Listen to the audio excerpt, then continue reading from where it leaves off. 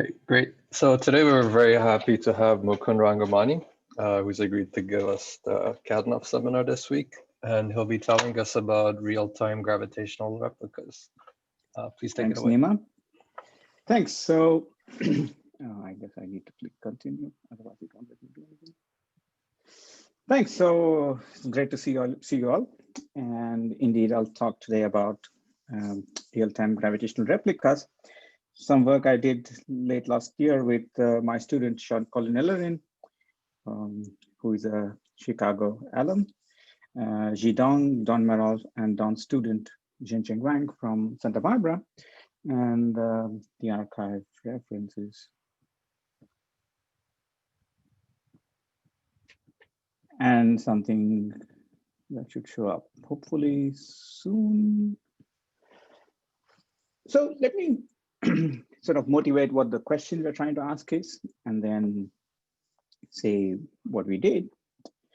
The rough question, the broad set of goals I have is trying to understand the real-time gravitational path integral. And especially in the context of trying to understand non-perturbative effects,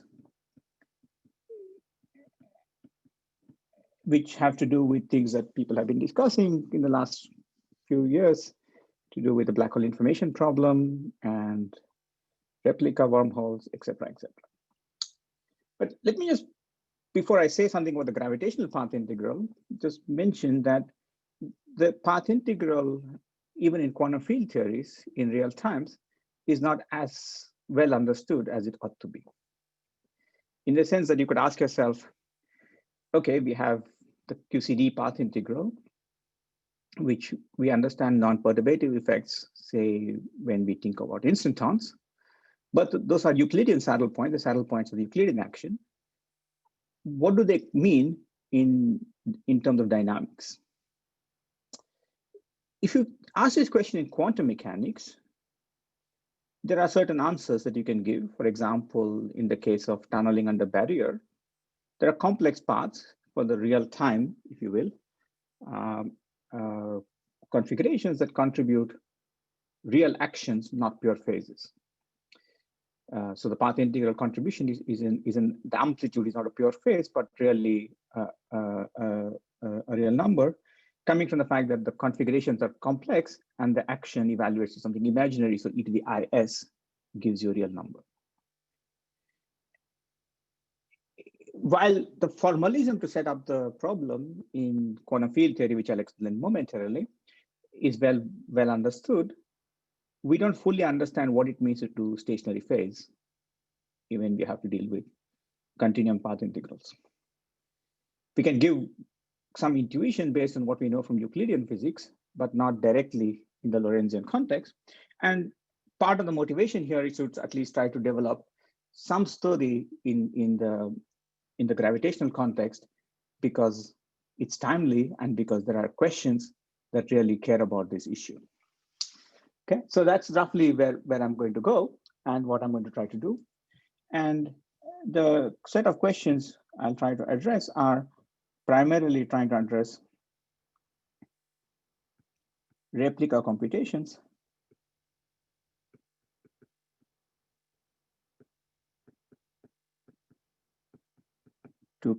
for computing Rayleighs or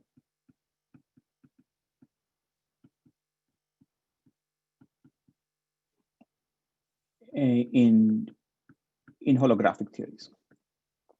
Okay, so I'm going to, many things I say will be quite general, but I'm going to restrict to ADS-CFT because it'll be sort of A, convenient, and B, we have some answers we can shoot for.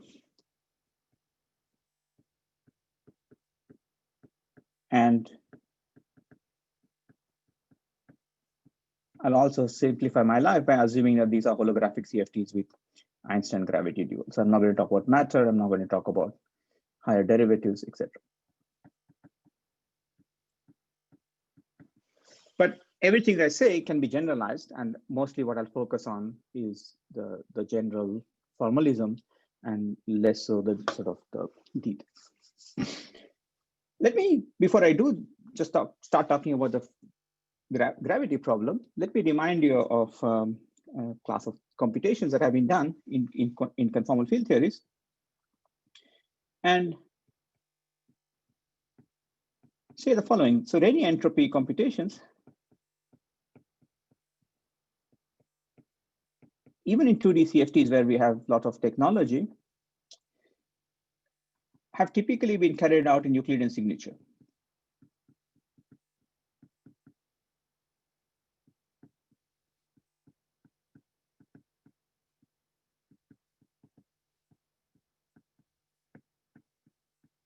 And here I refer to the seminal work of Cardi and Calabresi,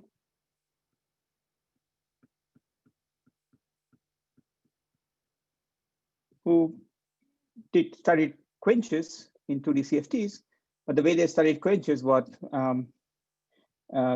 set up the problem as both for global and local quenches in terms of a Euclidean CFT correlation function, which they then subsequently analytically continued to deduce how, in their case, von Neumann entropies evolved as a function of time. So these computations were then extended in the holographic context by Tom Hartman and various people. But I want to emphasize that there is no first principles direct computation in this example of even in field theory. Of course, if you have a discrete lattice system where you can diagonalize the density operator, then you can just calculate the eigenvalues and compute any moments you want in real time. That's not a problem. Okay. But in continuum quantum field theories, I'm not aware of a calculation that is sort of an honest Lorentzian calculation. So given that, you might ask, okay, are we trying to shoot for something ambitious? And is this sort of even doable? And I think the problem is that, first of all, it is doable, as I'll explain. But the reason it's doable is that there's certain simplicity to the gravitational path integral in certain contexts, especially in the context of doing von Neumann entropy calculations as pointed out by Lefkowitz and Maldacena, that inform us how we should set up the problem at least. So what I'll focus on today is broadly give you the formalism for doing the calculations of these real-time gravitational replicas, setting up boundary conditions and showing a variational principle, which is primarily what was in this first paper that came in December, and give you a couple of examples that are primarily informed by intuition from the Euclidean analysis done so far. Okay, so that's where we're going, but maybe before I say more, I can pause to ask if people have questions about the motivation.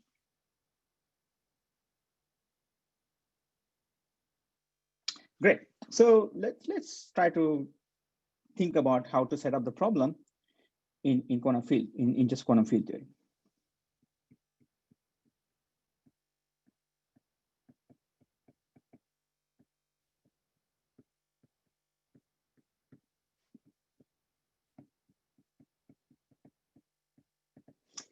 So what we want is the following. So let's say we pick some state, rho 0, at some time t0, and we care about the quantum field theory wave functional at some density operator at some time t. This, of course, is given by unitarily evolving rho 0 with the time-dependent potentially evolution operator. I'm making no reference to what the system is time independent, has a time independent Hamilton. Now, because I'm going to talk about density operators, it's sort of clear that in order to give a path integral description of this evolution, I need an evolution operator for the ket which evolves forward, and an evolution operator for the bra that evolves back.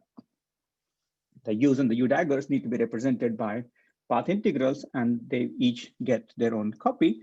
And what we will pretend is that we have the initial state, rho 0, at some time t0, and what we have achieved by this evolution is rho at t at some time. So basically the wave functional on some Cauchy slice. This is fine if you're just talking about quantum mechanics, but since I'm talking about quantum field theory, I do want to do one thing, which is give you some spatial information so that it's sort of clear when I then partial trace out some components of the density operator to write down the density operator on a subregion. I know how to draw it. So here's what I'm going to do. I guess I won't keep my.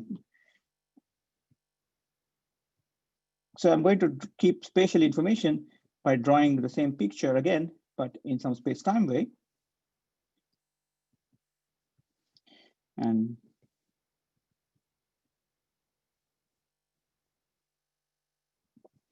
I just take 2 copies of the Lorentzian manifold on which my quantum field theory lives. I cut them open at some Cauchy slice. Let's call it sigma time t.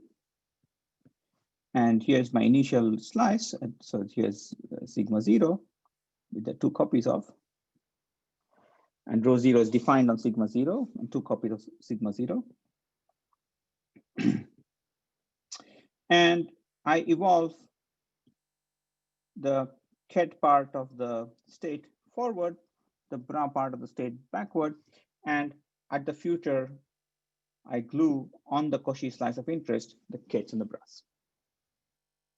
Okay, if I'm computing just, if I'm just computing rho, then I don't glue anybody. But if I'm computing trace rho, then I glue the kets and the bras in the future. This just computes trace of rho t. And if I want to deduce from here the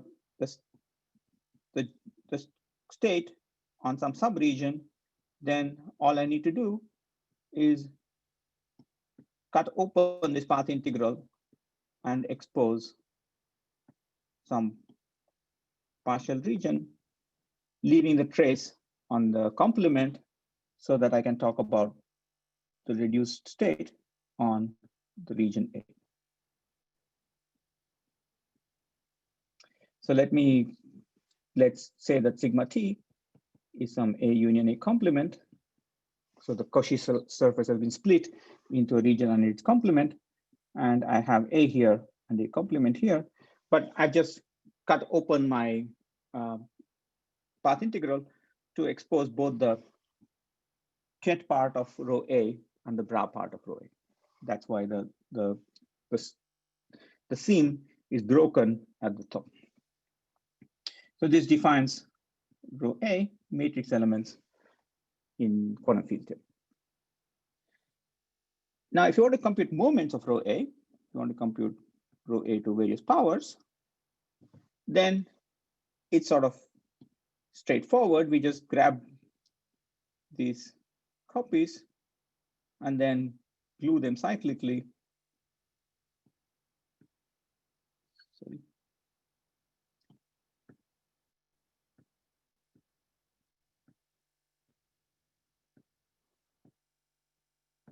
By identifying parts of density operator on one copy with the parts of density operator on another copy.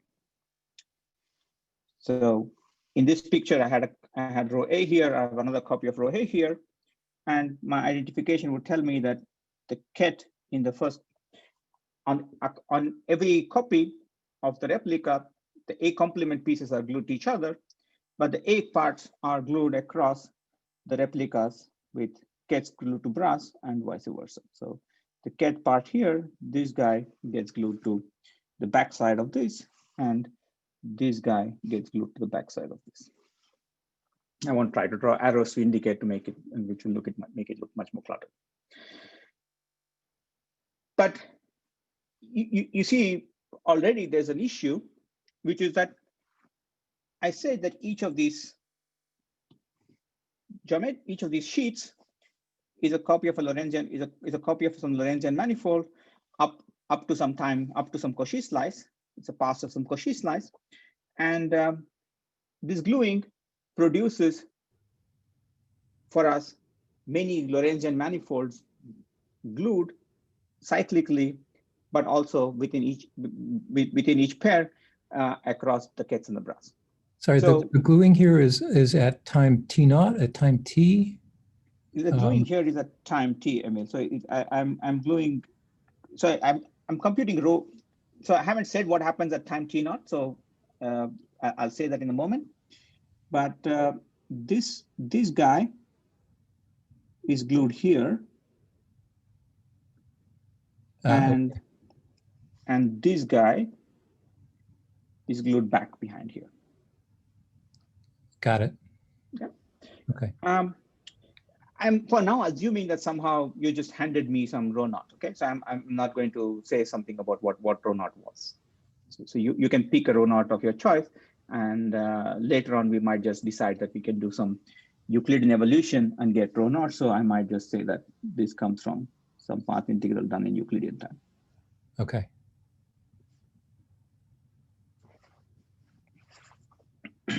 Got it. Thank you. Good.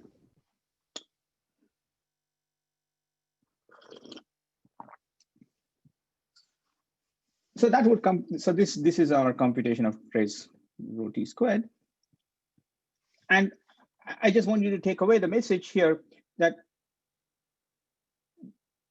this gluing, which in two-dimensional field in two-dimensional quantum field theories would be very simply described by a branch cover construction. If you're doing 2D CFTs, is exactly some Riemann surface construction. If you just think of these as Euclidean geometries, which are cut and glued across cuts, is much more complicated in Lorentz signature because each of these geometries has a local light cone. At the branch points, the sort of the entangling surface, if you will, of the region where the region A meets with region A complement on the Cauchy slice, and these light cones,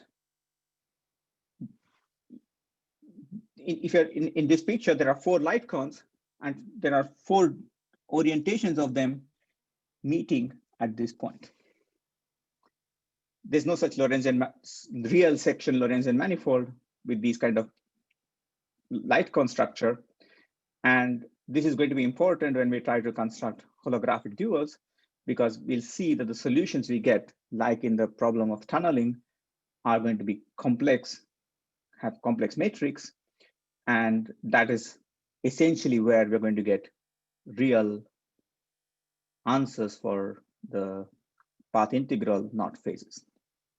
Okay, good. So that's the field theory setup. Now let's just try to set this up in gravity in the area CFT context. So would you mind commenting a little bit on what is the general above two-dimensional description of these singularities that you have when you do this gluing? Like, are those some operators in higher dimensions that live there, and there's some extended operators in general? There should be some extended operators in general, which should be the analog of twist operators in 2D CFTs. Yeah. So they're supported on codimension 2, space-like surfaces. I don't know of a good description of them, apart from saying those words. Are they? I mean, are they? But is the myth that they're universal? So there's like some answer that is trace rho of t squared, or is there some scheme dependence there? There's clearly scheme dependence because trace of rho t squared depends on cutoffs, right? It's not a UV insensitive quantity. But is that UV sensitivity all in the operator at the singularity, or is that or is there more to it than that? No, I think the answer should all be in the singularity. I don't know if a clean way to give you the argument in Lorentz signature, in Euclidean signature. In Lorentz signature, I would tell you that you can't have contributions which are not coming from that singularity, simply because the causal, the information in row of T is by these kind of observables are trace class observables. So if you wiggle around your Cauchy slice, keeping this entangling surface fixed, the answer shouldn't change. So the contribution should be localized there. I don't know how to cleanly make that argument in Euclidean signature. Okay.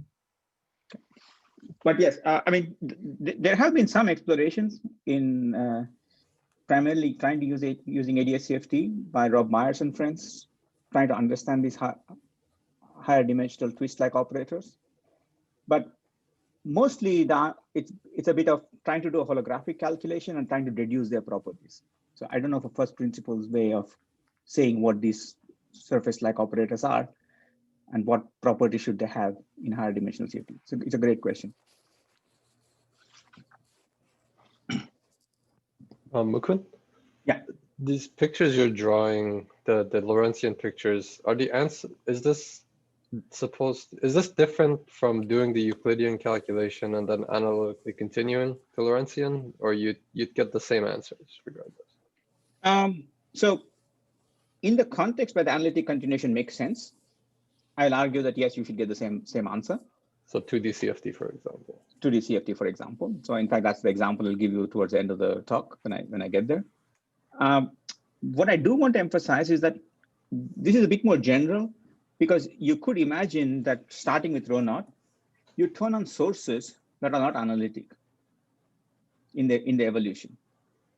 So it could be that your Hamiltonian has step functions, like if you do a quench, for example, if you don't do the quench a la the Cardi-Calabresi protocol, where you say you insert some operator in Euclidean time in the path and then evolve. But really imagine that, you know, in Lorentzian evolution, you add some operator as a step function. Then all bets are off. You're not going to be able to analytically continue the answer. Thanks.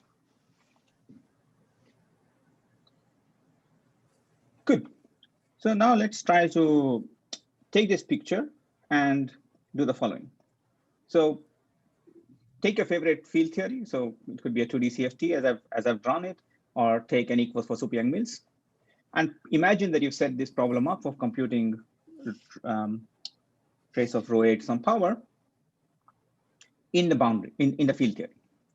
And the question I want to ask is, how do you set up the corresponding problem in gravity?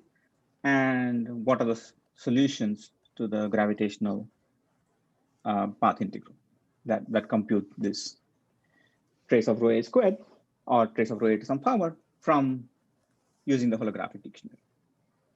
Okay. And let me, before I do the Lorentzian calculation, let me remind you of the trick that was introduced by Lefkowitz and Mallasena, generalizing the Gibbons-Hawking construction of black hole entropy.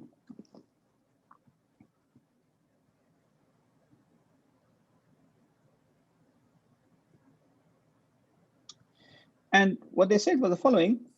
So they said, let's say you start with the CFT replica,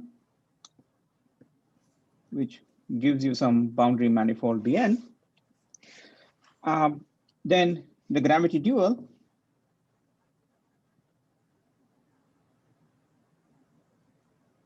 is some asymptotically locally ADS geometry Mn with boundary being Bn. And if there's more than one, you basically take the one with the least action for range of parameters. So standard ADS CFT dictionary, and as it says here, this is not any more simple than any standard ADS CFT construction, because first of all, you have to construct Bn, which, as we just discussed in a response to Clay's question, is not terribly straightforward in higher dimension. This is a higher dimensional branch surface construction, and then you still have to find the bulk duals. But they realized that in the neighborhood of n equals 1, that they realized the following. So they said, if replica symmetry is not broken,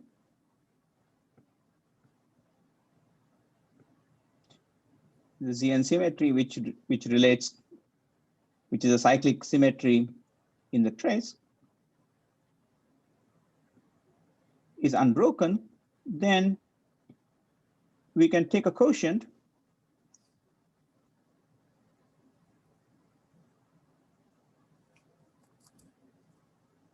and the boundary of this quotient space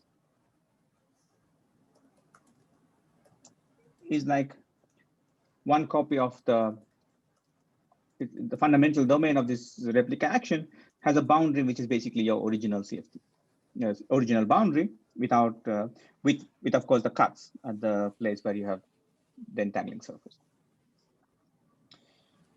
But you could do the following in this in the fundamental domain. And sorry, I'll refer to the fundamental domain as this quotient space.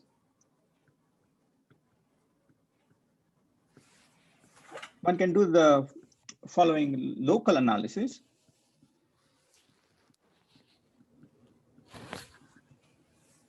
Using the fact that this quotient space has a Zn orbifold singularity.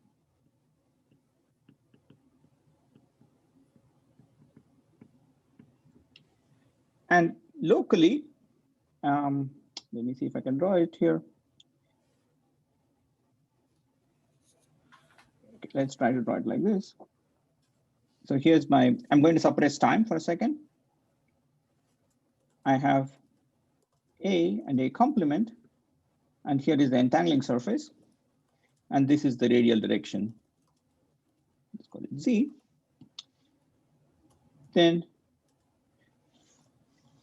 in a single fundamental domain, I just have a single copy of A and A complement, and the quotient leaves behind a singular locus, which is a Zn fixed point of Zn action. And it's required to be such that if you go around this locus n times, then you pick up no monodromy, because Mn by definition is supposed to be smooth.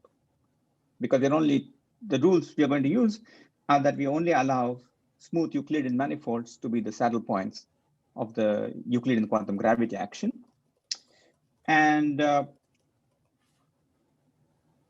the absence of singularities is inferred by absence of monodromy if you go around the cut n times. But you can deduce what this guy is, because this is a singularity in gravity in higher dimension, and it sort of is a source of energy momentum.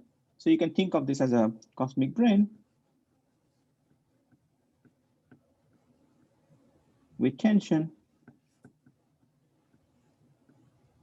proportional to 1 minus m. Okay. And its location in the bulk is some RT surface, or? In the limit n goes to 1, it will be an RT surface. Indeed. So they adopted the following trick, which was quite important. They realized that as for general n, there's just a cosmic brane with tension. However, in the limit n goes to 1, this tension is vanishing. So you can do perturbative analysis in n minus 1 and deduce where the location is. And the statement is that they came up with is the following. In the limit n goes to 1, with C2 with the central charge taken to infinity first, the cosmic brane doesn't back react.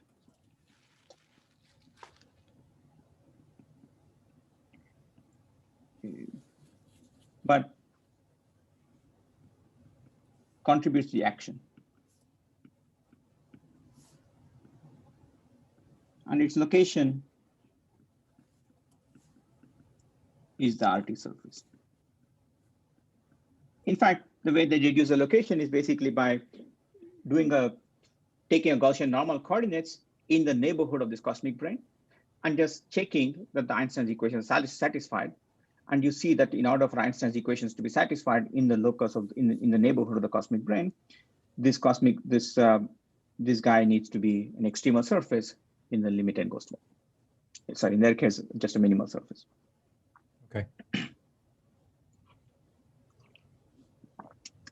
Good. Now, it was realized a while later by Gibbons that this construction, of course, is quite general. You don't have to take the limit n goes to 1. You could just study the problem for any n. And in principle, you have boundary conditions from the local analysis to solve the problem, at least numerically. Okay. Now, I'm not aware of any explicit calculation that's been done outside of ADS3.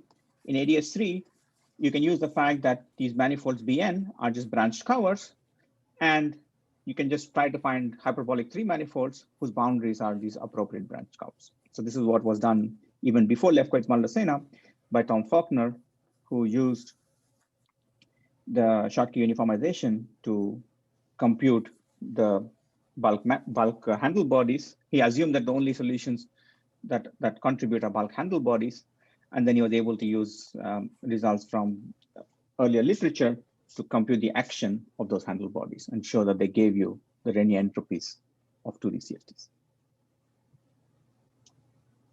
So that's a story from the Euclidean point of view. And now I want to say the same some set of statements of this kind and set up the problem in gravity. But before I do that, let me again pause to see if there are questions. I had a question. What does it mean? You said if replica symmetry is unbroken, then this is true. What does it mean geometrically if replica symmetry is broken? Good question. So let's take an example in 2D. So let's say Bn is some Riemann surface of genus G. So you want a handle body whose boundary is Bn, and Bn has some replica symmetry because it was built by gluing cylinders or planes with some cuts. And the handle bodies are described by prescribing a set of commuting cycles for this Bn, which are filled in the bulk. Mm-hmm. You could imagine that there are A non-handle body solutions, which exist and could contribute to the path and definitely contribute to the path integral. They would definitely break. Some of them could break replica symmetry. Or you could have filling conditions that also break replica symmetry. Okay, both of these can happen. The assumption that is made here is that in the large C limit, this doesn't happen. Okay, so just to make sure I understand, you're saying that the replica symmetric one higher dimensional manifold is I fill a Zn symmetric combination of cycles, like linear combination of cycles. Okay. Okay. Got it. Thank you. Good. So now let's try to take this problem and put it in Lorentz signature. And so I'll say a few words about the action and then draw some pictures about how we're going to set this problem up. So we'll need the following ingredients. We'll need the analog of something like the cosmic brain, but we now also need the analog of figuring out what happens to these regions A and A complement in the bulk. In the Euclidean problem, the simplicity was simply that you could isolate yourself in the boundary to the entangling surface and in the bulk to the locus that extends the entangling surface along this cosmic brain.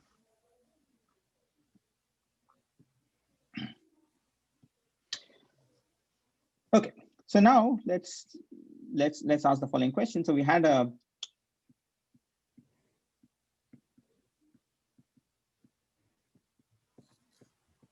so I'll first come up with an ansatz and then we'll try to implement this in terms of equations. So I have my, so let's start with just the ket part of the geometry.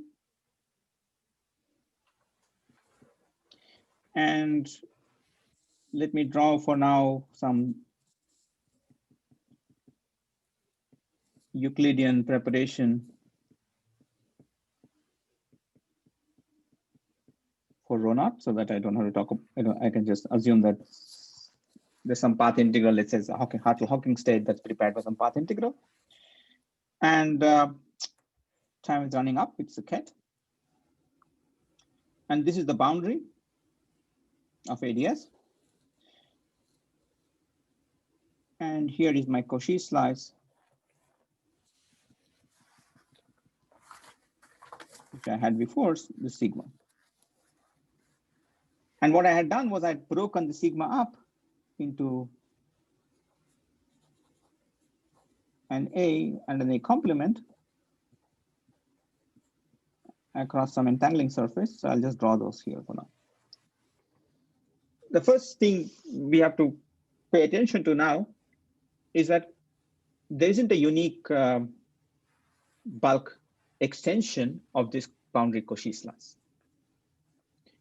All we care about is we are given a codimension 1 surface, which is space-like on a time-like boundary, and that codimension 1 surface can be extended from the boundary, can be extended to a codimension 1 surface on the bulk, but there are many space. All you care about is that every point on that surface is achronal and space-like with respect to this boundary Cauchy slice. So here's one choice I'll make. So you could just fill in this disk and pick that to be a bulk Cauchy slice, but you could pick, roughly speaking, any state within the future domain of dependence of this boundary Cauchy slice. Anybody in that tent is an acceptable Cauchy slice. On any such Cauchy slice, there will be a separatrix that will separate the bulk Cauchy slice into two pieces, one which you can associate with the region A and one with a complement. And we can call those two pieces in analogy with what happens in the bulk. In the case of von Neumann entropy, we can call these the homology surfaces. I'm just using the word because these are the surfaces that are homologous to A or A complement and have boundaries which are the separatrix and A complement respectively on both sides. I'm also going to be interested in doing something more than this homology surfaces, because now we are in Lorentz signatures, I have causal domains. So I'll also talk about a bulk codimension 0 region, which is the past domain of dependence of this homology surface.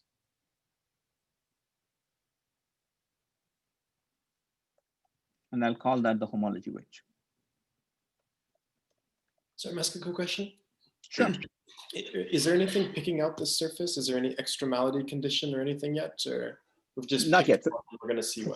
For now, this is our ansatz. So this is like, you know, the analog of putting in the cosmic brain. Okay. And what we're going to have to do is deduce where the surface is and what the geometry is by solving, looking for stationary points of the path integral. Great. Indeed, thanks. Good. So and just to keep things a bit cleaner, we decided to call this Lorentzian's analog of the cosmic brain the splitting surface, because it just splits and if I need to refer to it, I'll refer to it right now. Now this is just a ket. Now I will try not to tax my drawing skills by trying to draw the full configuration for computing rho to the n, but you'll have many copies of this. One for each ket and bra, and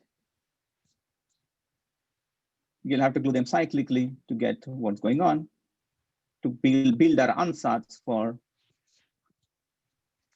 the trace of the geometry that could compute trace of rho to some power.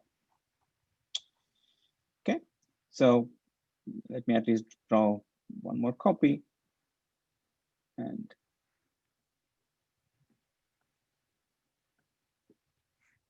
say that if I just relabel this, then it's easier. Then, sorry, let me relabel the other way.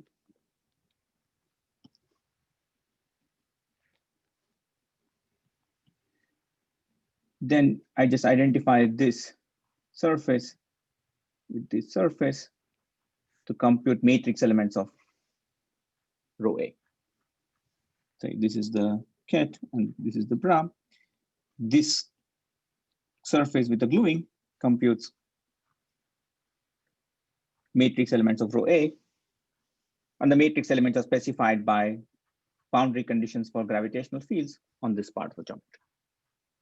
So you get some gravitational path integral computing these wave functions. And what is the gravitational action? And since we are in Lorentz signature, first of all, let me just say that get our eyes right, because those are important, is that I'm going to do the functional integral over the space of matrix with e to the is graph. And S graph is going to be S for the kets minus S for the bras because of the time reversal of time orientation, plus potentially a contribution from splitting surfaces.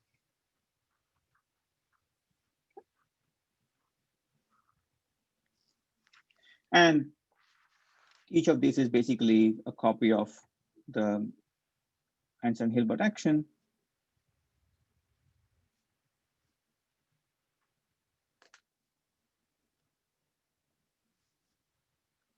Plus Gibbons-Hawking boundary term, plus counter terms, and so on. Okay. Standard ADS-CFT dictionary for each of these kets and bras. The only distinction is that the kets and bras comes with opposite signs.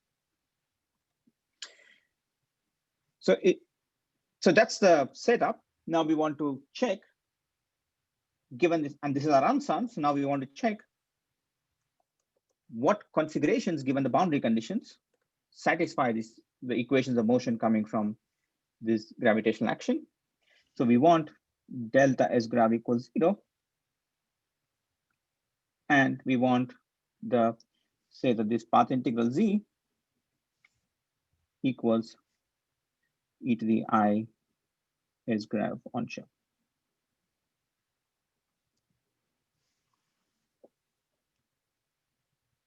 So I guess you said it, but the metrics will be complex? The metrics will be complex, yeah. So I'll give you that argument momentarily, but I'll tell you where they'll be complex and why they will be complex. Okay. Are you imposing anything on gamma?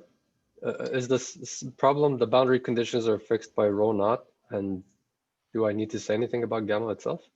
No, you don't need to say anything about gamma itself. The point is that the whole action, including any potential localized contribution from gamma, needs to be regular. It needs to satisfy the variational principle. Yes. Good. So does that mean gamma is being varied, or gamma is fixed and fields on it are varied, or what is being varied? Yeah. So what's being varied? So right now, this whole construction is just an ansatz. So we haven't fixed the location of gamma, because there's a lot of ambiguity in where gamma was, because first of all, we don't even know what bulk Cauchy slice to cut, pick. Right. Mm-hmm. On that Cauchy slice, there's a splitting surface. Actually, the problem is better said without referring to the Cauchy slice as follows. The thing that really matters on the boundary are the entangling surfaces, which means that in the replica construction, the there's a bulk extension of this codimension 2 entangling surface on the boundary into a bulk codimension 2 space-like surface, whose locus needs determining by ensuring equations of motion are satisfied. So just as Lefkowitz and Maldacena found that the cosmic brane became the RT surface by solving the Einstein's equations, we need to do the same thing to make sure that gamma's location is determined purely by imposing the on-shell constraint, that we solve all the equations.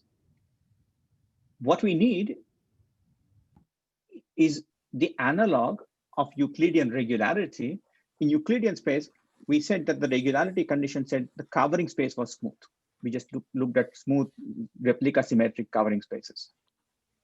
And I just gave you the statement that in the quotient space, you can do a local analysis. I didn't write any equations that tell you what is happening in a neighborhood of the cosmic brane, which is sufficient to tell you the local equations of motion would work locally in that neighborhood if and only if gamma was if that cosmic brane was a minimal surface. We need some analog of that, not just for the neighborhood of n equals 1, but for arbitrary n, because we want to compute Rayleigh entropies. Okay, and for now I'm switching off matter, so this is all a problem in pure gravity. And I just want to convince you for the moment that the problem is well posed and the variational problem is well defined.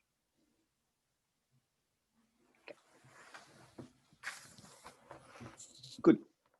So let me say a few words. What's a good way to organize this? Okay. So we'll do the variational problem in 2 steps. We want to set delta S equals 0.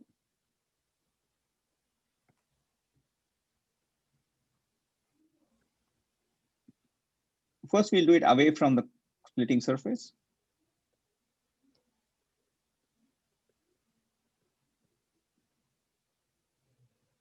And then we'll do it in some neighborhood of the splitting surface.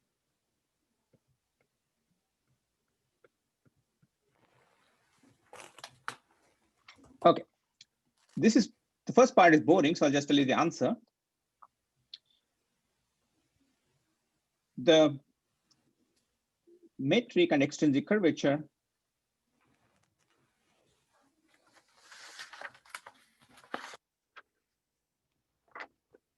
are smooth and continuous across the homology surfaces.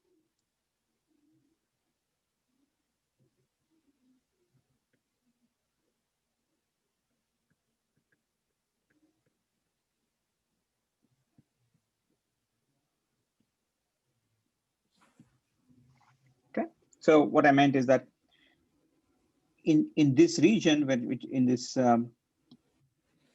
region, and here, the metric and the extrinsic curvature for the space like Cauchy surface, they glue smoothly from brass to Ketz, whether you go from the copies of rho or from one copy of rho to another copy of rho. The more interesting thing happens in the neighborhood of gamma. So let me try to draw that and tell you what's going to happen. And you'll see that there is a interesting. So let's split this up. So here is a gamma, and I sort of cut open a tubular neighborhood of gamma, and this is going towards A. This is going towards A complement. So this is the piece of the homology. This is the bulk surface. This is the bulk Cauchy surface. This is the homology surface going towards A, and this is the homology surface going towards A complement. And I just want us to be aware that there's a light cone coming from gamma going towards its past. And this light cone is all important, and this is really what's going on. So gamma exists on each copy of Bra and Ket, and there are 2n copies of light cones if I'm computing trace rho to the n. one from each branch ket geometry. I didn't say this, and I should. This is important, so I'll say it now. That the metric can be shown to be real in these regions. And again, the argument basically is the same argument that gives you the smoothness and continuity across the homology surfaces. It does use, in this case, the replica symmetry. Okay, so the replica symmetry plus CPT symmetry that exchanges bras and kets tells you that there's nothing funny going on in these homology regions. And roughly, you can intuit that without doing a calculation, simply because these are regions of the geometry that are determined purely by the evolution from the initial state. They're not influenced by gamma. The tricky part of the geometry is the causal past of gamma, because this cares about what this locus is. And to understand this, let me give you a simpler analogy. Let's take Minkowski space in 2 dimensions, which is a proxy for the normal plane to gamma, and break it in Rindler coordinates. So this is Rindler right, this is Rindler left, this is Milne future and Milne past. And if you start with the Euclidean coordinates on the plane and try to come up with an analytic continuation, if your analytic continuation to Lorentzian signature coordinates is real here, so let's say t, the Lorentzian time has imaginary part 0, then because the Rindler map has a fixed point at the origin, you'll find that as you go around,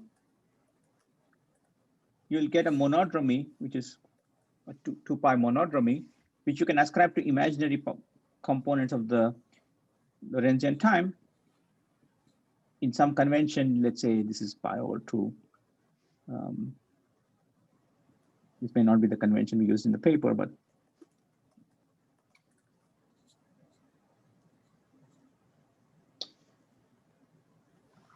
okay. You can also intuit this from black hole geometries by going around the bifurcation surface, because you're essentially always integrating something like dr over r. And the principal value prescription gives you the logarithmic pole, and you pick up I pi over 2 as you jump light cones.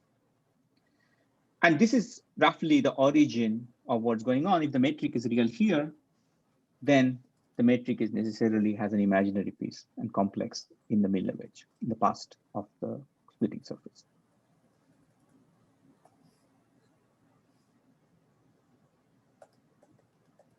And this is clearly important because this is what gives you the fact that the on-shell action e to the is is e to the minus s Reni.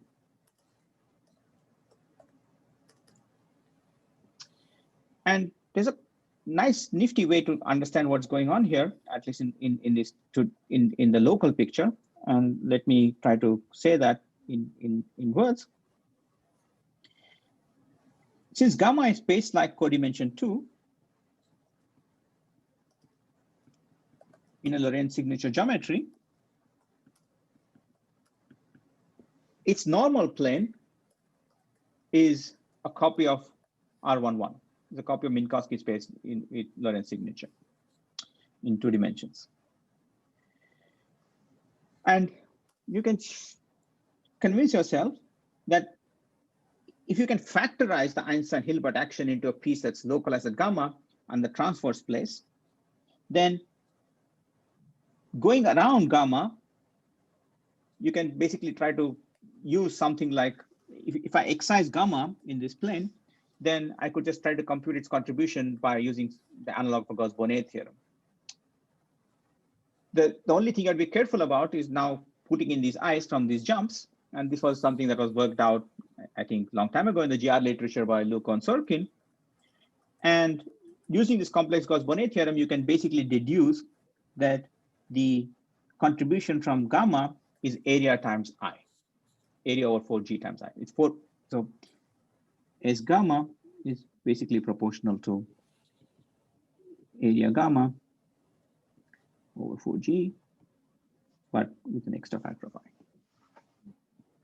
Let me give you a slightly simpler way of thinking about this without drawing this picture. The Gibbons-Hawking calculation of black hole entropy says the following. In Euclidean signature,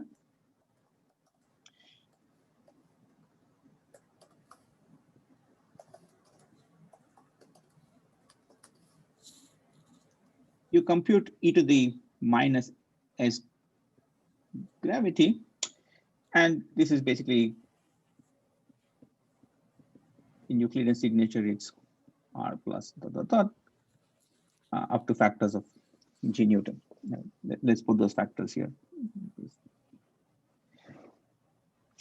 Now, you can imagine that the Euclidean saddle point, this is not quite true, is a cigar warped over a transverse sphere in d dimensions. But let's forget the warping and let's take it to be a direct product. Then it's not a direct product. It's indeed a warp product of a cigar with over a sphere. But it's easy to intuit what the action would be if you say that. You get an area from the sphere, and you get a contribution of the Euler character of a disk, which is 4 pi. And the signs work out that it's actually indeed area over 4G. Okay. Now, if you actually try to compute this for either Schwarzschild black holes or ADS black holes, you'll find that there are lots of moving parts to this. Various pieces cancel. In fact, in ADS, this gravitational action is divergent. It cancels partly against the Gibbons-Hawking boundary term at the boundary of ADS and the boundary counter terms, and then leaves behind area over 4G. Okay, so I'm not saying that this is the answer, how the calculations are organized, but it's a quick and dirty way to see the calculation.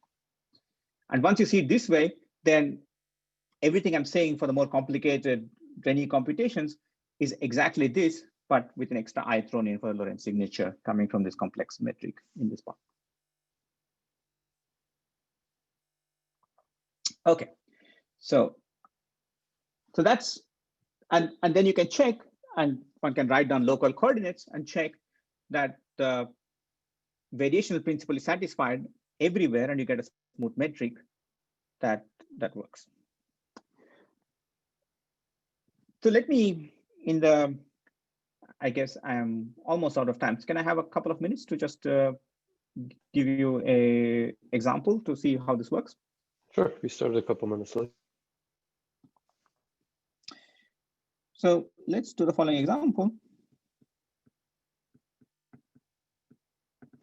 The most boring example, just to orient ourselves. So it's 2D CFT on the plane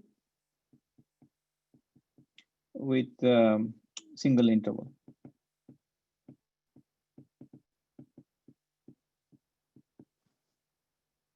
So just have, in fact, let's even make this even simpler, and let's just make this half space.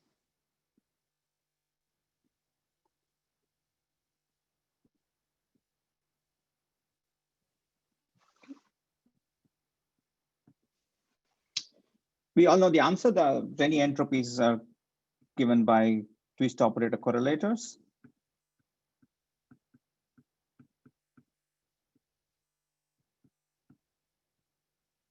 So I put some IR regulator and the UV regulator, and then there's a factor of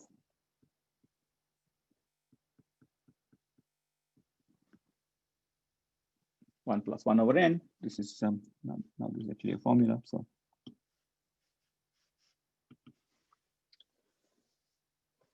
okay. Then n goes to one limit. In the n going to one limit, this does give you the standard Kadi-Calabrese answer for the Rindler space.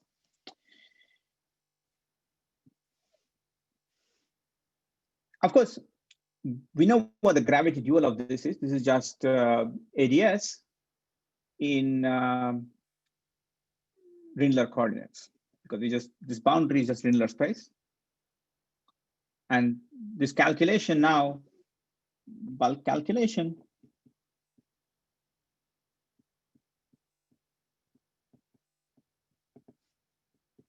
the covering space is just ADS3.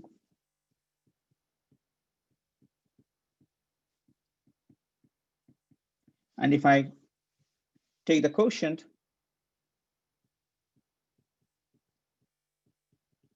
gives me a splitting surface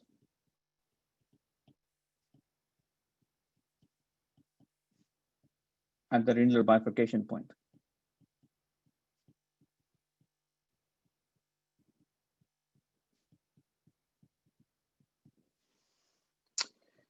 And if one tries to do the calculation of the, so we have the solution. In fact, in this case, you can just take the Euclidean solution as Nima was asking, and analytically continue the solution. But now the non-trivial thing to do is to actually evaluate the action after having analytically continued the solution. The solution, of course, satisfies the equation of motion, and check that you get the right value from the Lorentzian calculation. And indeed you do. And how shall I say this? The easy way to say this is to go to light cone coordinates, or quasi-light cone coordinates, where you pick this to be x plus and this to be x minus. And the gravity action basically gives you up to factors, which, okay. Let me say you get the answer from here, but if someone wants, I will tell you that the kind of integral you need to evaluate, the local integral you need to evaluate is something like this.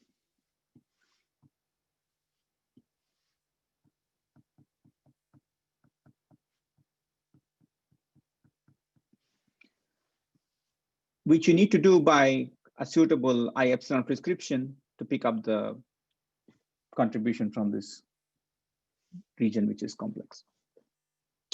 So standard I epsilon prescription will do the job, just the principal part gives you the answer, but the non-trivial contribution is all buried in this region of the geometry.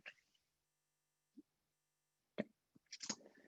Good, so let me stop there and say that what we're trying to do is show that you can do this for more complicated things. So right now we can, the class of examples we've been focusing on are examples in 2D and in 2D CFT, or even simpler like JT gravity.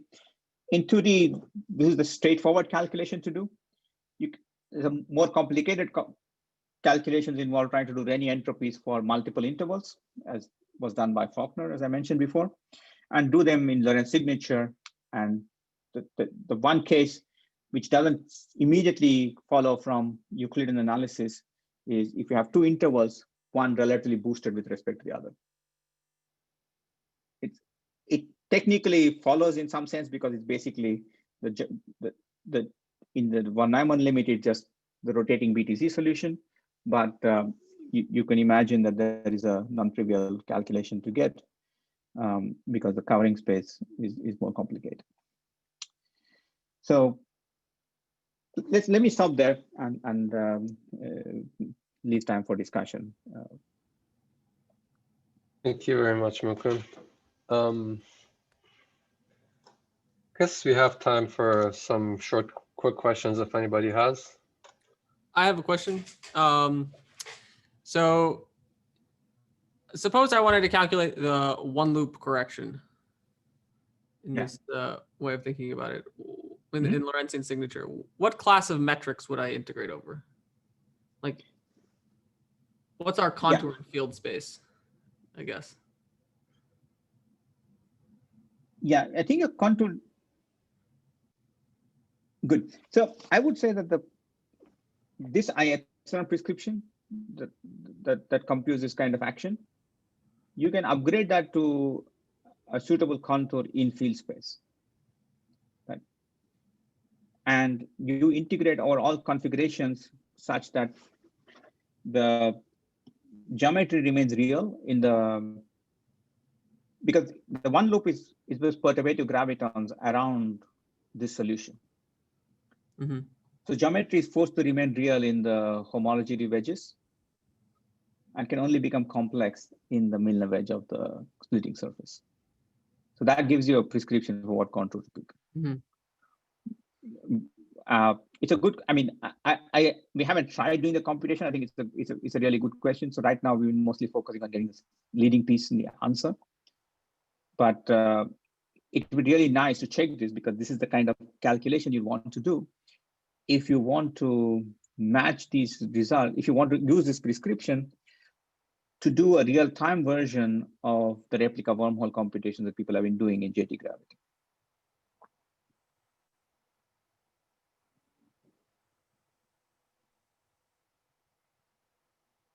Great. Okay.